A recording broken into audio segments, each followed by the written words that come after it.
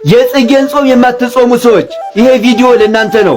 ቪዲዮውን በቅንነት 5 ጊዜ ኮፒ ሊንክ አድርጉልኝ፣ ሼር እያደረጋችሁ ለሁሉም አዳርሱልኝ። የልብ ቅርጿን ተጫኑና ደግሞ ላይክ አድርጉና ጀምሩት። ከዚያ በፊት ስለ ድንጋይ ልንገራችሁ።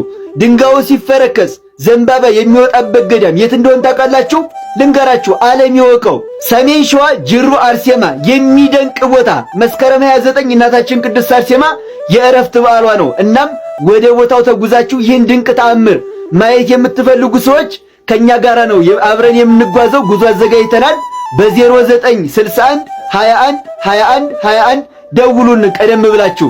እንደዚሁም ይርጋለም አርሴማ መጓዝ የምትፈልጉ በዚሁ ስልክ ደውሉልን። እናም የጽጌ ጾም ይጾማል ወይንስ አይጾምም የምትሉ ሰዎች ይኸውላችሁ፣ የጽጌ ጾም ቤተክርስቲያን ከደነገገቻቸው ከሰባቱ አጽዋማት መካከል አይደለም።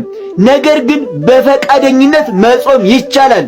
እናታችን ድንግል ማርያም እየተራበች በግብጽ በረሃ ተርባ እየተንከራተተች እኔ ስጋ አልበላም ካላችሁ መጾም ትችላላችሁ። ነገር ግን የማይጾሙትን እንዳትነቅፉ፣ እሺ? እንዳትነቅፉ። እናም ጽጌ የምትጀምረው መስከረም 26 ሰኞ ቀን ነው። ስለዚህ የምትጾሙ መጾም ትችላላችሁ። ነገር ግን ግዴታ አይደለም፣ የፈቃድ ጾም ነው። ሐሳብ አስተያየታችሁን ኮሜንት ላይ አስቀምጡልኝ። ሼርና ኮፒ ሊንክ እያደረጋችሁ ለሁሉም አዳርሱልኝ። ላይክ አድርጉ፣ ቤቱን ፎሎ ማድረግ አትርሱ።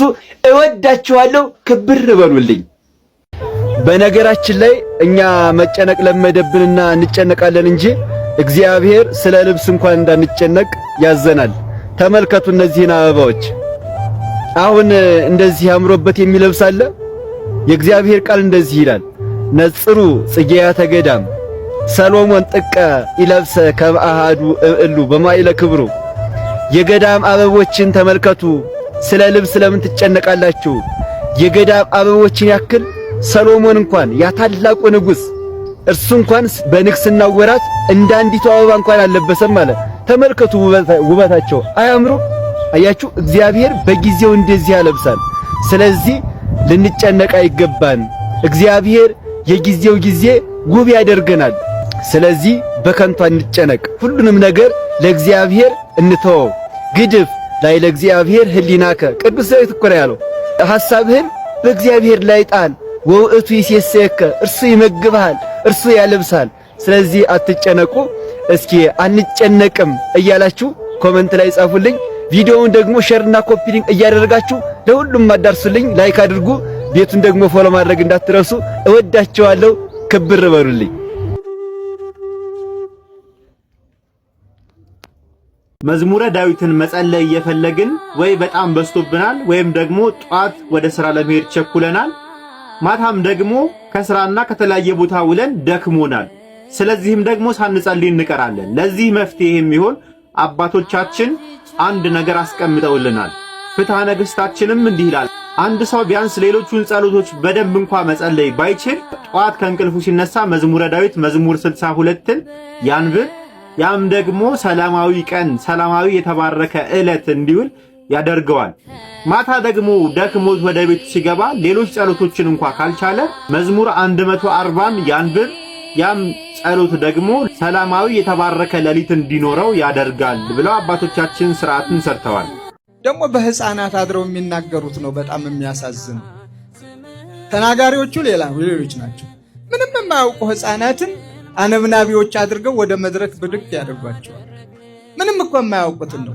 በዚያ ልክ አሁን ሕፃናት ገጥመው፣ ሕፃናት ደርሰው፣ ሕፃናት የቤተ ክርስቲያኒቷን ታሪክ አውቀው በፍጹም ስለዚህ ከሕይወት ምንጭነት የጎደለ ከጠማማ መምህር ጠማማ ትምህርት የተማሩ የሰው ፍቅር የማይገባቸው የቤተ ክርስቲያኒቷን ክብር ያላወቁ ያልተረዱ የግዕዝን ምንነት ሲያልፍ እንኳ በጆሮአቸው ያልሰሙ በውስጡ የተጻፈውን የተቀመረውን የተደመረውን የእያንዳንዱን ነገር ሳይሆን ሲያልፍ እንኳ ጆሮአቸው ያልሰማውን እንዲሁ ዝም ብለው በልዩ ልዩ ነገር ብዙና ብዙ ሲሉ ሰምተናል። እግዚአብሔር ይማራቸው እንላለን።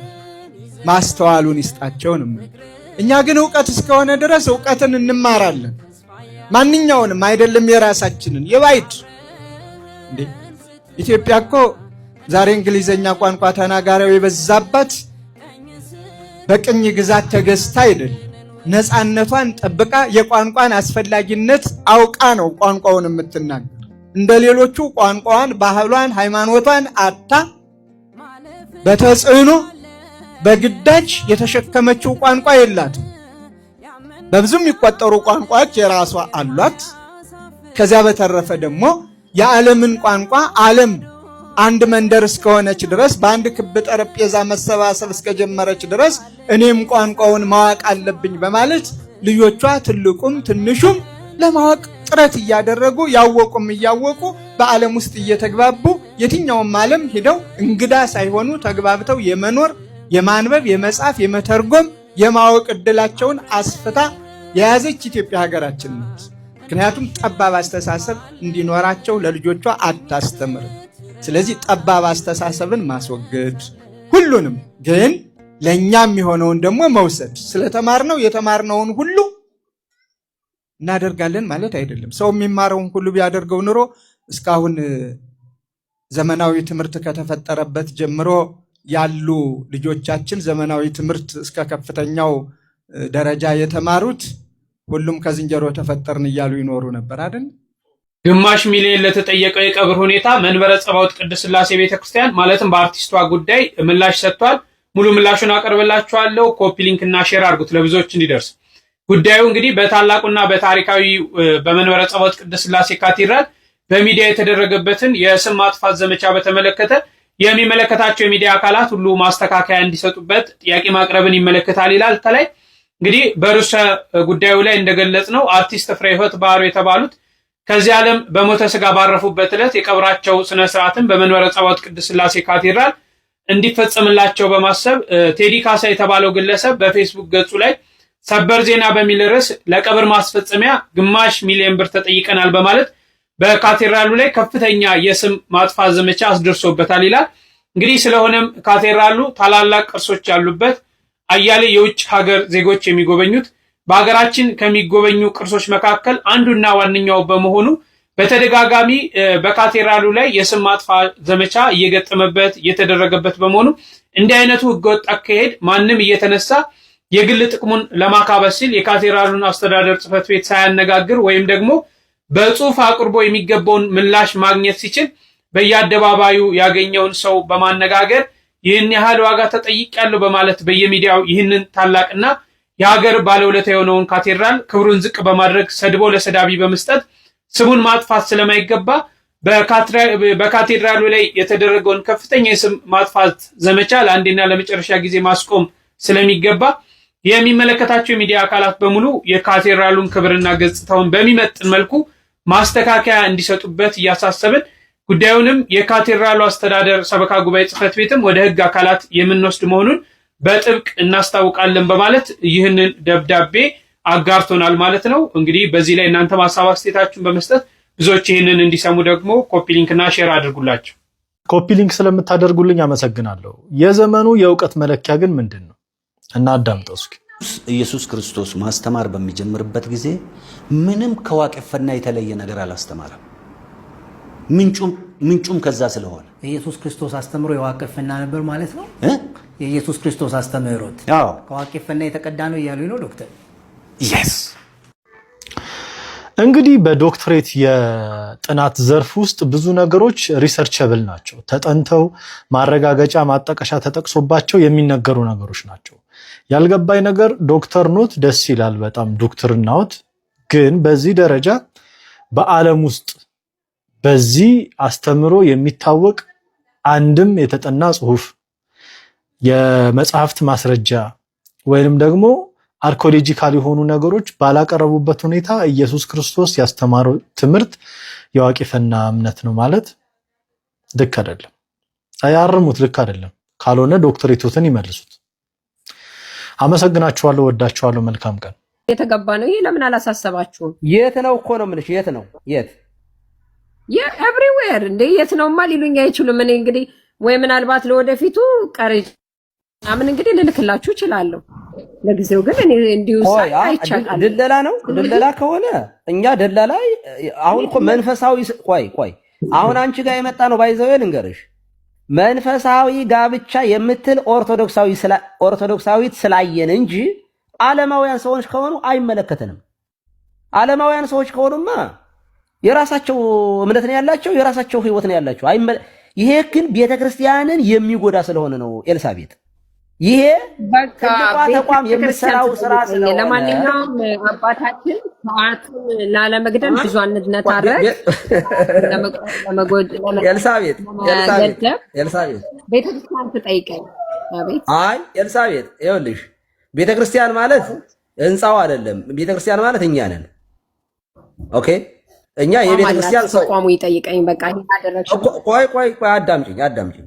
እኛ ተቋም የምናገለግል ሰዎች ነን። የተቋሙ አካል ነን። የወሳቸውም እኮ ሻሸመኔ እዚህ ሀገረ ስብከት ውስጥ የሚሰሩ እኔም በዚህ ባለውበት አንድ ቤተክርስቲያን አስተዳዳሪ ነኝ።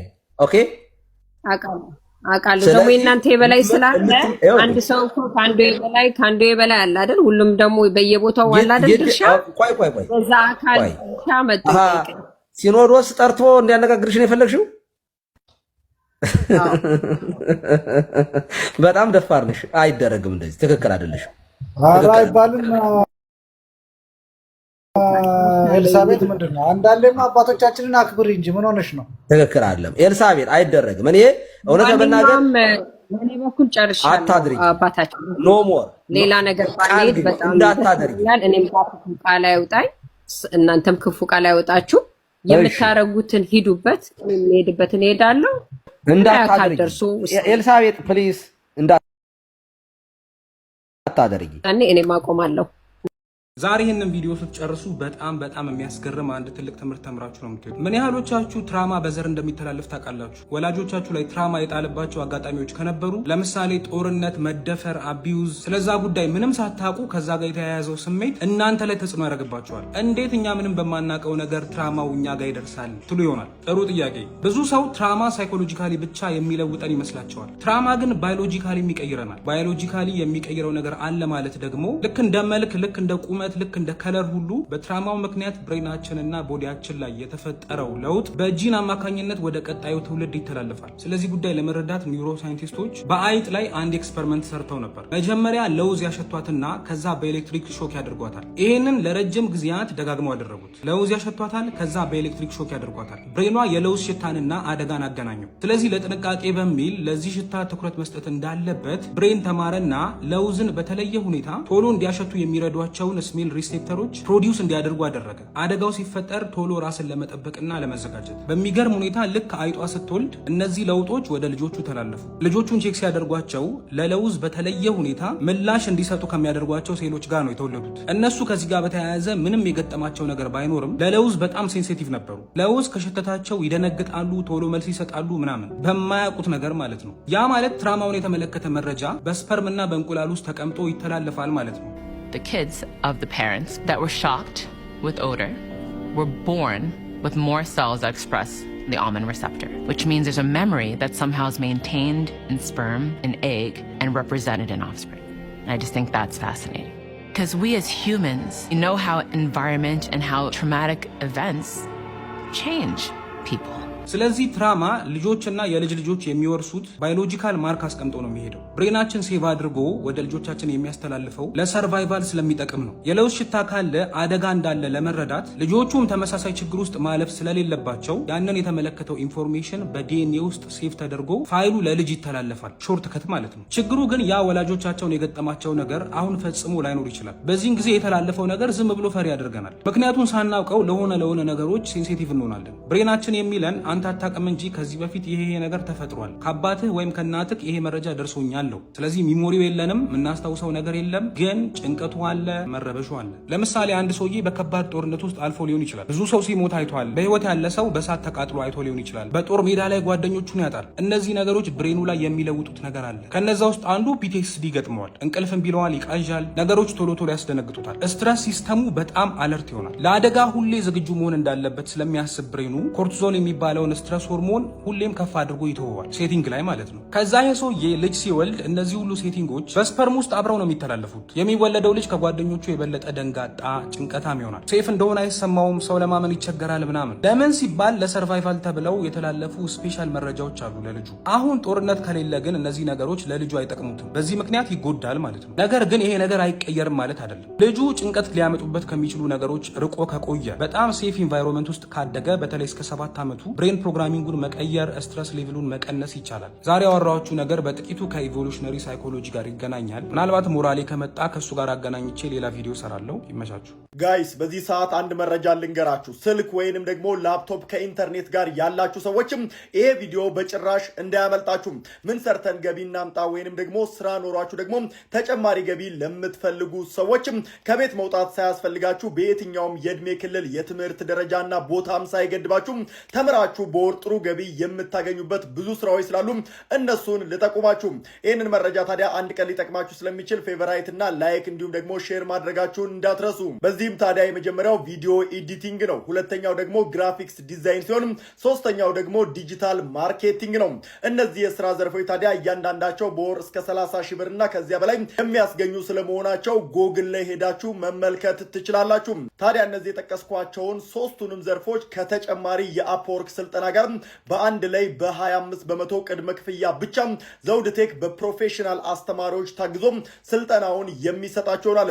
እስከ ነገ እሁድ ለምትመዘገቡ ደግሞ 19% ቅድመ ክፍያ የሚደረግላችሁ ሲሆን ይህንን ስልጠና ልዩ የሚያደርገው ደግሞ ቅድመ ክፍያውን ከፍላችሁ ሙሉ ስልጠናውን ተወስዱና የተቀረውን 75 በመቶ ደግሞ በብድር ትማራላችሁ።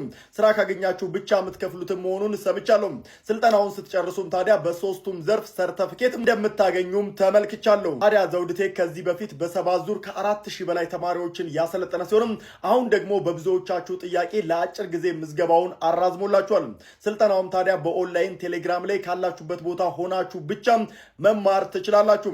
ተመጣጣኝ በሆነ ዋጋ ይህንን ስልጠና ወስደው ውጤታማ ሰው መሆን ከፈለጉም 3 አማራጭ አለላችሁ። የመጀመሪያው ቴሌግራም ላይ በመሄድም እንደምትመለከቱት ዘውድ ቴክ ብላችሁ ስፔስ ሳትሰጡ ሰርች ማድረግ ነው። ከዛም ታዲያ ከ50 ሺህ በላይ ተከታይ ያለውን የቴሌግራም ቻናል መቀላቀል ነው። ሁለተኛው ደግሞ ጎግል ላይ በመሄድ zawdtech.com ብላችሁ ሰርች በማድረግ እዛ ላይ ሬጂስተር የሚለውን በመንካት መመዝገብ ትችላላችሁ። ሶስተኛ ደግሞ የኔ ፕሮፋይል ባዮ ላይ ያለውን ሊንክ መጫን ነው። ቻናላቸው ላይ ከገባችሁ በኋላም ታዲያ ኦሪየንቴሽን ቪዲዮ አለ፣ እሱን ተመልከቱ። ከዛም ታዲያ እዛ ላይ ባሉት ስልክ ቁጥሮች መደወል ወይንም ደግሞ መልእክት መላክ ትችላላችሁ። በድጋሚ ምዝገባው ለአጭር ጊዜ ስለሆነ የሚቆየው ፈጥናችሁ ተመዝገቡ። መልካም እድል።